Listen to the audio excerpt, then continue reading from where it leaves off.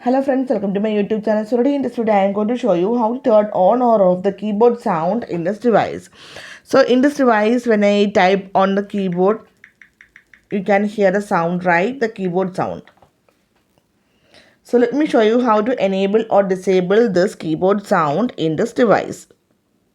Okay, now go to settings, the main page of the settings, tap on the option sounds and vibration. Now here you can see the option system sound, tap on this one. Now here you can see the option Samsung keyboard. Now this is enabled, that's why we can hear the Samsung keyboard sound when you press on the keys. If you disable or turn off, just toggle this one. And after this one, when you type on the keyboard, you can see there is no sound. If you enable, turn on, now type here,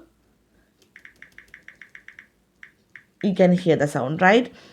So simply in this way we can enable or disable the keyboard sound in this device. So hope you guys enjoy this video. Thank you for watching. Thank you. Bye bye.